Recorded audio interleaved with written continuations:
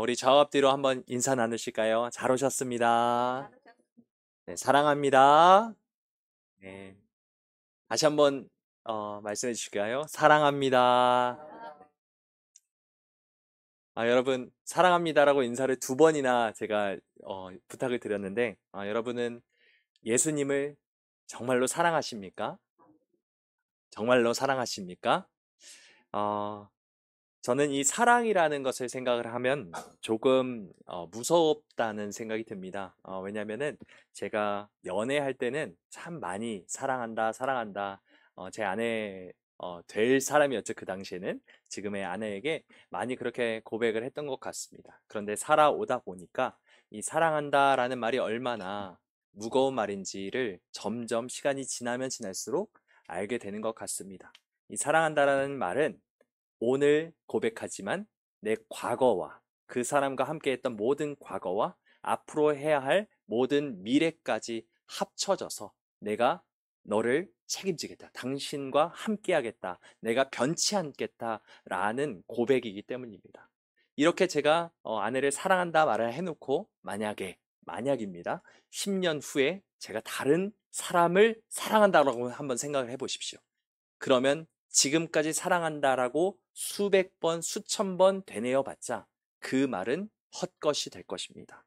사랑한다라는 고백은 그만큼 우리의 삶과 직결되는 것이고 그만큼 무거운 말인 것 같습니다. 그래서 우리가 예수님을 사랑합니다라고 고백하는 것은 더더욱 무겁다라는 생각이 듭니다. 우리의 지난 과거가 어땠습니까? 지금 우리의 모습은 어떻습니까? 앞으로 우리의 모습은 예수님 앞에서 어떠한 모습이어야 하겠습니까? 예수님 앞에서 사랑합니다라는 고백이 자신 있게 나올 수 없는 이유도 바로 이러함 때문이 아닐까라는 생각이 듭니다. 오늘 이 시간 우리가 주님을 사랑합니다라는 고백이 그저 의례적이고 그저 습관적인 고백이 아니라 진심 어린 고백이 이 말씀을 통해서 다시 한번 터져 나오는 은혜가 있길 소망합니다. 이 말씀은 사실 중고등부 수련회 때 함께 말씀을 나누는 말씀이고요. 그만큼 은혜가 너무 깊어서 여러분들과도 함께 나누고자 하는 마음이 들어서 이 말씀을 준비해서 가져왔습니다. 이 말씀을 통해서 우리 모두가 함께 또 주님의 영광의 주님을 한번 만나 뵙고 주님과의 그 첫사랑을 뜨겁게 회복하는 은혜가 있기를 주님의 이름으로 소망합니다. 먼저 우리 함께 1절 말씀을 읽어볼까요? 1절입니다. 시작. 그 그 후에 후에 예수께서 예수께서 디베랴 디베랴 호수에서 호수에서 또 또 제자들에게 제자들에게 자기를 자기를 나타내셨으니 나타내셨으니 나타내신 나타내신 일은 일은 이러하니라. 이러하니라. 아멘. 지금 장소가 어디라고 나와 있죠? 디베랴 네, 디베랴 호수라고 합니다. 지도를 한번 보여주시면요. 디베랴가 어디 있는지 보이시나요? 네, 지금 왼쪽 서쪽에 중간 부근에 디베랴라고 돼 있는데요. 이곳이 사실 헤롯 안티파스가 로마 황제에게 바친 도시로 알려져 있습니다. 그런데 이 디베랴 호수라고 말하면은 이 디베랴 호수는 갈릴리 호수를 가리키기도 합니다. 왜냐하면 모든 사람들이 여기를 갈릴리 호수라고도 불렸고 게네사렛 호수라고도 불렀고 또한 티베랴 호수라고도 불렀기 때문이죠. 그래서 지금 이 제자들은 어디에 있는 것이죠? 갈릴리 호수에 와 있는 것입니다. 이들은 왜 이곳에 와 있을까요? 어떤 일이 일어났던 것일까요? 베드로에게 있었던 지난 일을 먼저 살펴보길 원합니다. 지금의 베드로의 상태를 알기 위해서는 그 전에 있었던 베드로의 사건들, 이것들을 조금 되짚어 볼 필요가 있기 때문입니다. 먼저 요한복음 18장 25절부터 27절까지의 말씀은 이렇게 말을 합니다. 시몬 베드로가 서서 불을 쬐더니 사람들이 묻되 너도 그 제자 중 하나가 아니냐. 베드로가 부인하여 이르되 나는 아니라 하니 대제사장의 중 하나는 베드로에게 귀를 잘린 사람의 친척이라 이르되 내가 그 사람과 함께 동산에 있는 것을 내가 보지 아니하였느냐. 이에 베드로가 또 부인하니 곧 닭이 울더라.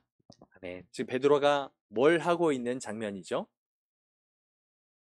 불을 쬐더니는 노란 지금 글씨로 되어 있는 거고요. 베드로가 결국 뭘 한 거죠, 지금? 예수님을 부인한 거죠. 불을 쬐고 있을 때 사람들이 다가와서 너는 바로 그 사람이다. 그 사람의 도당이다, 예수의 도당이다라고 말을 했을 때 난 아니라 세 번이나 부인했던 장면입니다.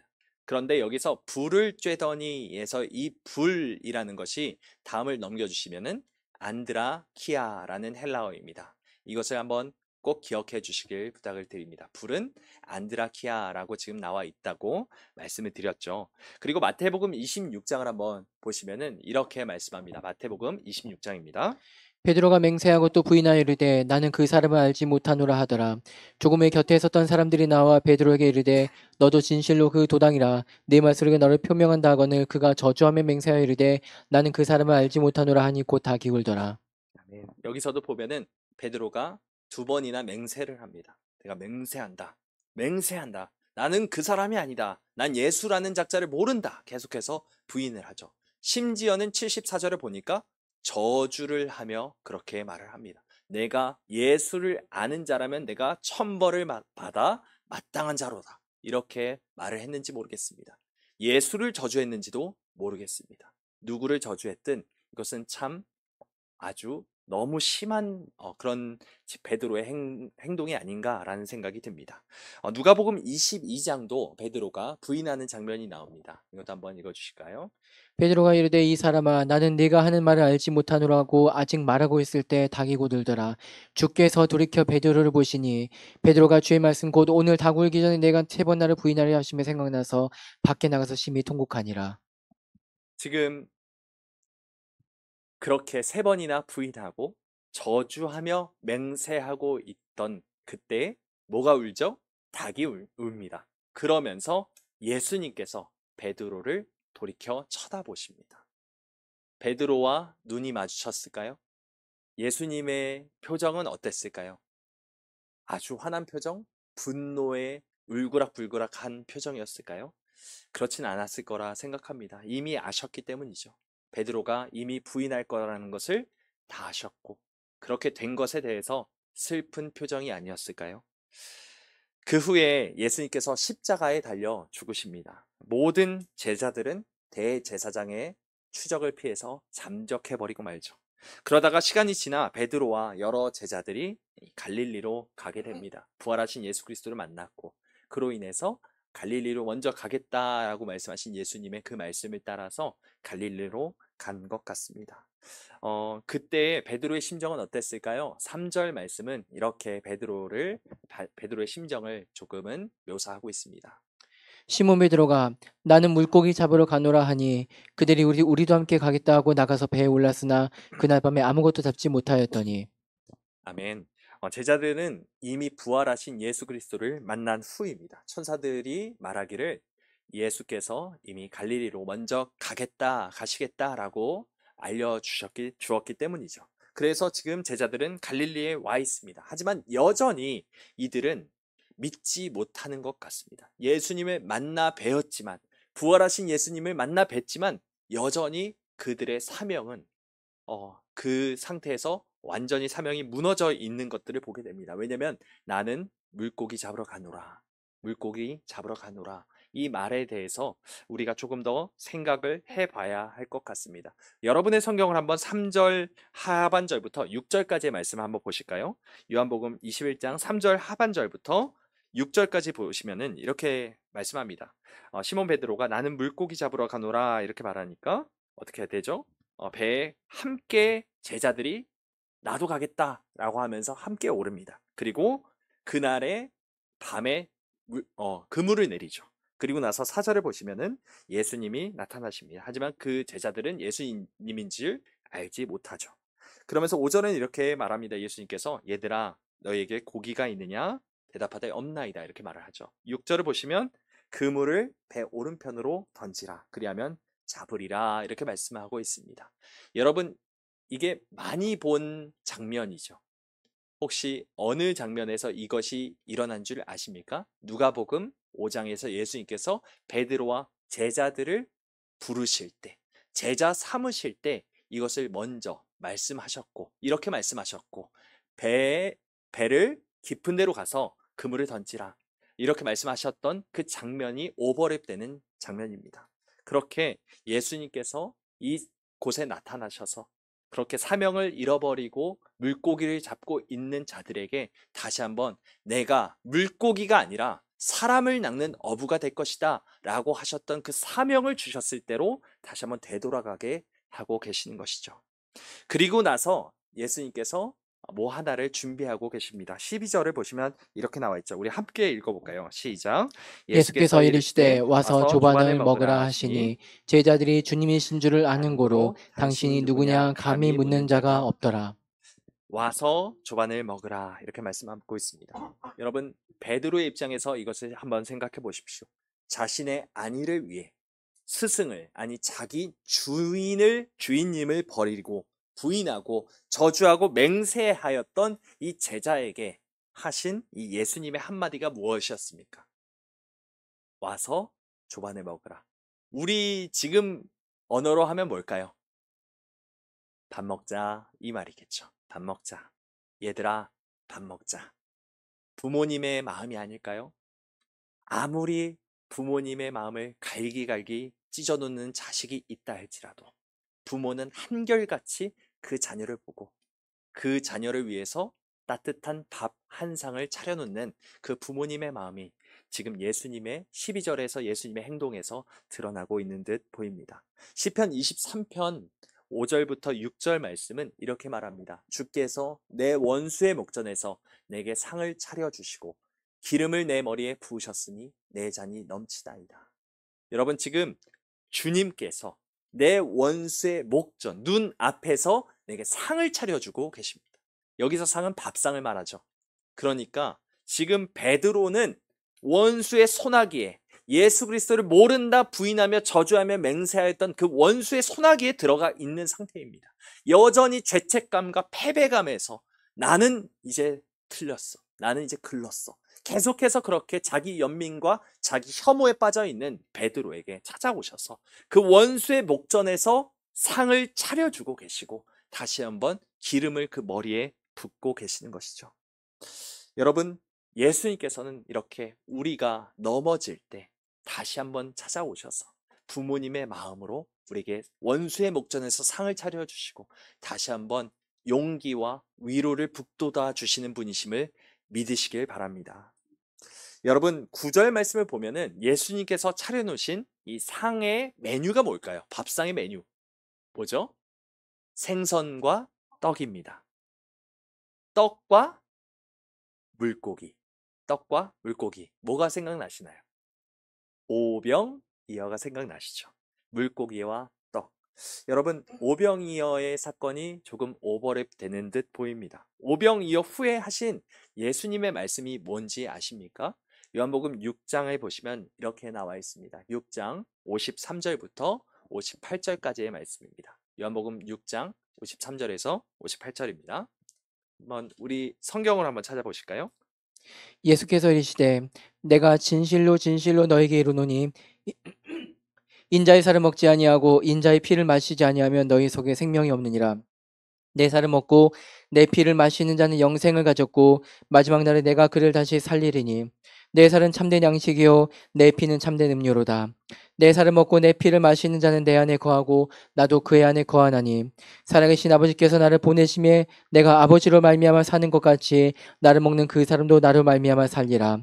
이것은 하늘에서 내려온 떡이니 조상들이 먹고도 죽은 그것과 같지 아니하여 이 떡을 먹는 자는 영원히 살리라. 아멘. 여러분 지금 이 말씀을 언제 하셨는지 아시나요? 요한복음 6장 1절로 가보면은 이게 오병이어 사건 이후에 유대인들 앞에서 하신 말씀이구나 라는 것을 분명히 알 수 있는 장면이죠. 그런데 오병이어 사건 이후에 예수님께서 6장 55절 말씀처럼 내 살은 무엇이라고 말씀하고 있습니까? 참된 양식이요 내 피는 참된 음료로다 라고 말씀하시면서 제자들과 최후의 만찬에서 하신 말씀을 이미 이때 한번 하셨다는 것입니다. 이때 예수님께서 오병이어를 베푸시면서 동시에 십자가의 고난으로 자신이 죽음과 또 부활을 다시 한번 상징하며 말씀하고 계시는 것이죠. 이것을 통해서 이 제자들이 이 떡과 물고기를 보면서 어떤 생각들이 들었을까요? 많은 생각들이 스쳐 지나갔겠죠. 예수님의 말씀도 생각났고 최후의 만찬에서 먹었던 그 빵도 생각이 났을 것이고 그때 예수님께서 하신 말씀도 하나하나 떠올랐을 것입니다. 아, 예수님께서 십자가에서 죽으실 것이고 부활하신다 말씀하셨던 것이 바로 이것을 가리키는 것이구나 라는 것을 생각하지 않았을까요? 이 모든 가르침이 제자들의 뇌리를 스쳐 지나갔을 것입니다. 예수님은 이처럼 가르침대로 사셨고요. 가르침대로 죽으셨습니다. 또한 가르침대로 다시 부활하신 분이시죠.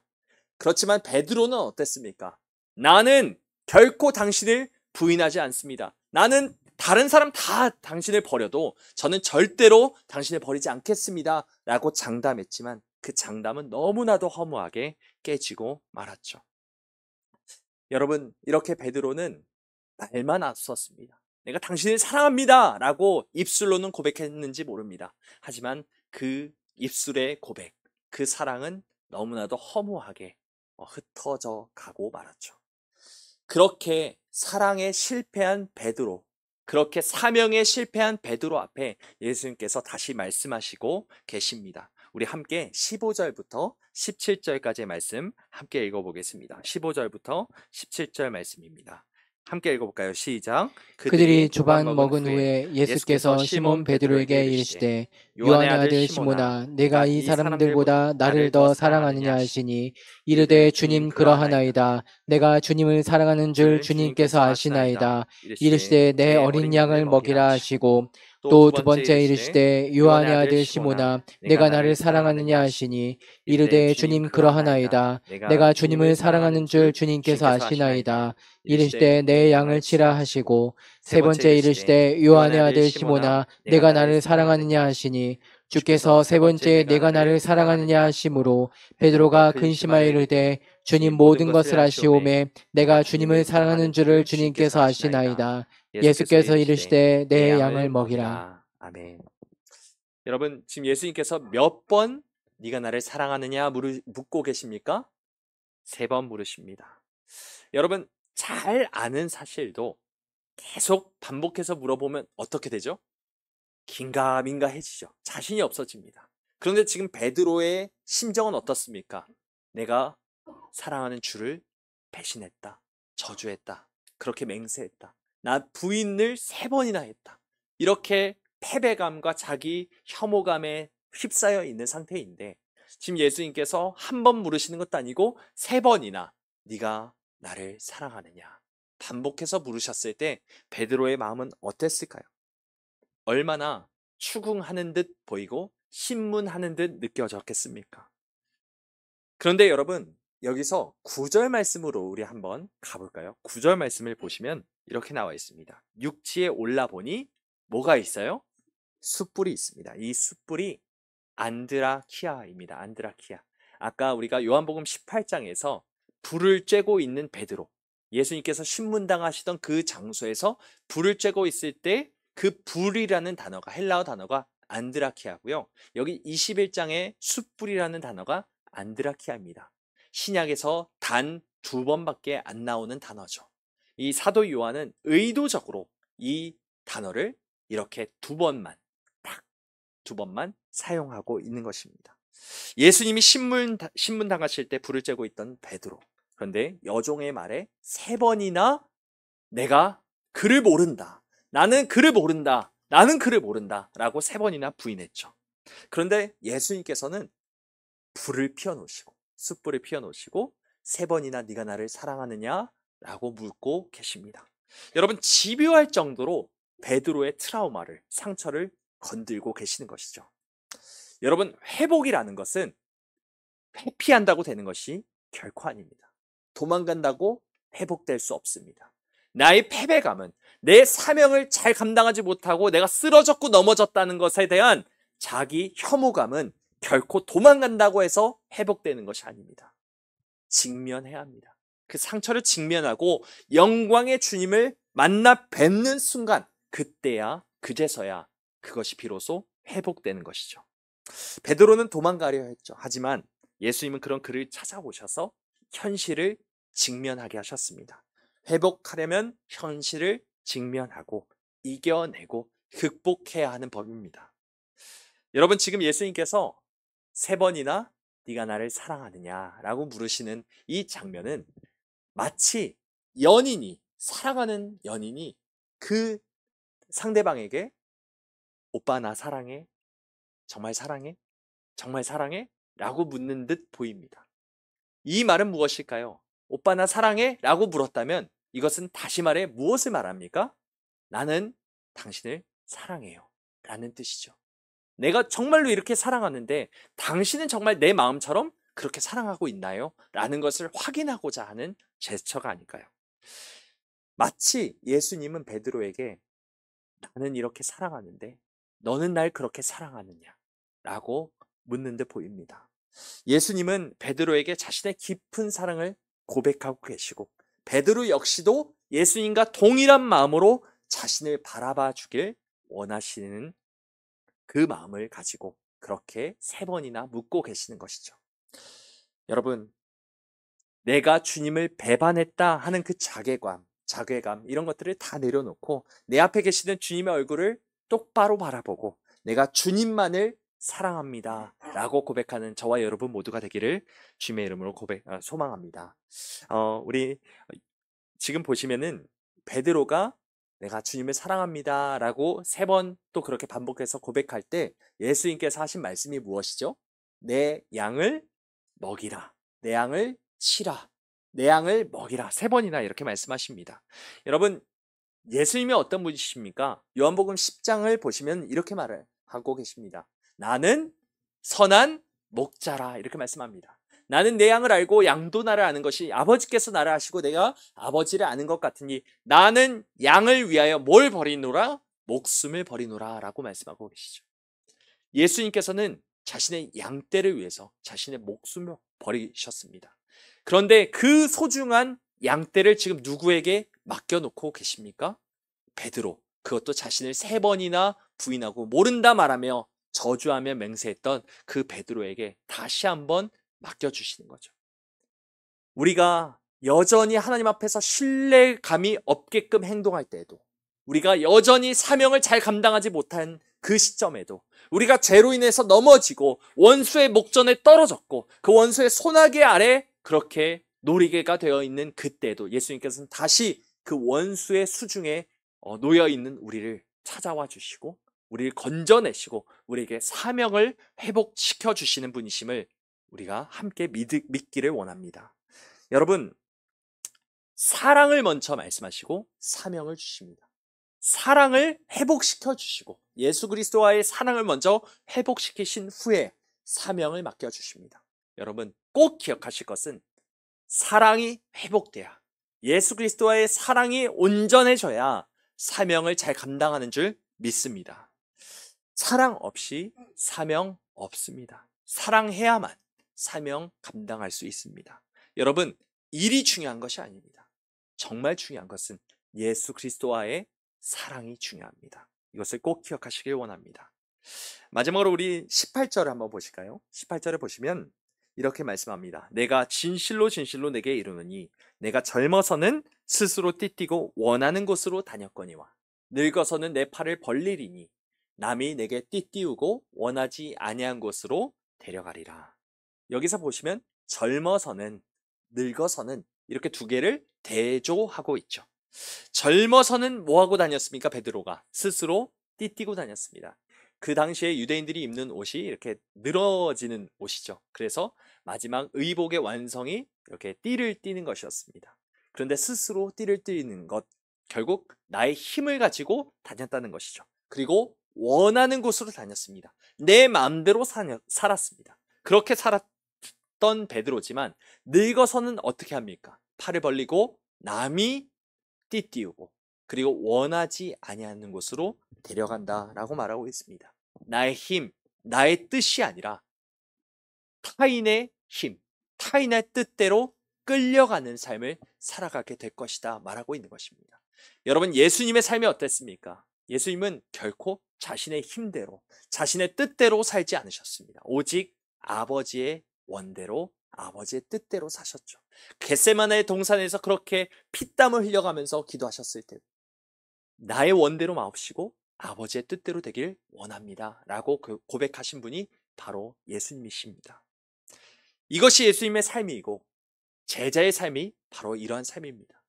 우리가 남이 띠띠우는 대로, 내가 원하는 대로가 아니라 남이 원하는 대로, 하나님께서 원하시는 대로 우리가 끌려가는 삶이 바로 십자가의 길이고 제자가 걸어가야 하는 삶이라는 것이죠. 이것이 그리스도인이 가야 할 길이며 내 힘과 내 뜻대로 가는 것이 아니라 오직 하나님의 뜻대로 가는 길임을 우리가 온전히 기억하기 원합니다.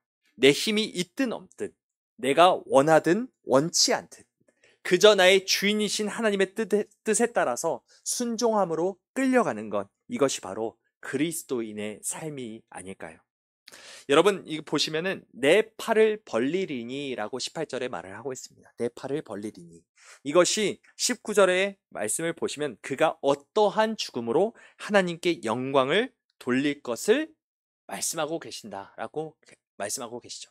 지금 내 팔을 벌린다라는 것이 결국 무엇을 말한다라는 것입니까? 베드로가 어떻게 순교할 것이다 라는 것을 알려주신다는 것이죠. 십자가의 죽음을 가리킵니다. 베드로도 전승에 의하면 십자가에 달려 죽었습니다. 그것도 예수님처럼 동일하게 똑바로 죽을 수 없다 말하면서 거꾸로 죽었다라고 말하죠. 여러분, 예수님을 따라가는 길은 이렇게 십자가의 길이며 고난당하는 길이고 결국 내가 망하는 길임을 기억하시길 바랍니다. 우리가 영광을 취하는 것이 아니라 예수 그리스도께서 사셨던 것처럼 그렇게 내가 남을 위해서 희생하고 남을 위해서 헌신하고 결국 내 삶을 던져내는 삶이 바로 십자가의 길임을 우리가 기억하길 원합니다. 우리 마지막으로 19절과 22절을 함께 읽어보도록 하겠습니다. 19절과 22절 말씀입니다. 시작. 이 말씀을 하심은 베드로가 어떠한 죽음으로 하나님께 영광을 돌릴 것을 가리키심이러라. 이 말씀을 하시고 베드로에게 이르시되 나를 따르라 하시니 예수께서 이르시되 내가 올 때까지 그를 머물게 하고자 할지라도 내게 무슨 상관이냐 너는 나를 따르라 하시더라. 아멘. 지금 보시면 나를 따르라 나를 따르라 두 번이나 반복해서 베드로에게 나를 따르라 라고 말씀하고 있습니다. 베드로가 어떠한 상황이든 어떠한 말을 하든 예수님께서 계속해서 요청하시는 것은 나를 따라오너라 라는 말씀입니다. 예수님께서 가신 길이 어디입니까? 십자가의 길이라는 거죠. 베드로에게 그 길을 걷기를 요청하고 그곳에 같이 가기를 그렇게 초대하고 계시는 것이죠. 그렇게 예수님께서 누구든지 나를 따라오려거든 자기를 부인하고 자기 십자가를 지고 나를 따를 것이니라 하셨던 말씀대로 베드로에게 나를 따르라 요청하고 계시고 그리고 우리에게도 그렇게 나를 따라오너라 라고 지금 우리에게 말씀하고 계십니다. 여러분은 십자가의 길, 예수님께서 가신 그 길을 걷기로 그렇게 준비되어 계십니까? 예수님을 진정 사랑하겠다 고백하고 계십니까? 우리의 고백이 그저 허울뿐인 베드로가 장담했던 것처럼 남이 다 부인해도 나는 부인하지 않고 예수님 끝까지 쫓겠습니다 라고 장담하는 것이 아니라 끝까지 내 삶이 나의 모든 삶이 나의 모든 행실이 그리고 내 과거와 현재와 미래가 여전히 하나님의 예수 그리스도를 따라가는 삶이 되기를 우리의 입술이 아니라 우리의 행동이 우리의 삶이 그렇게 되기를 주의 이름으로 간절히 소망합니다. 우리 모두가 그런 삶을 사시기를 간절히 부탁드리겠습니다.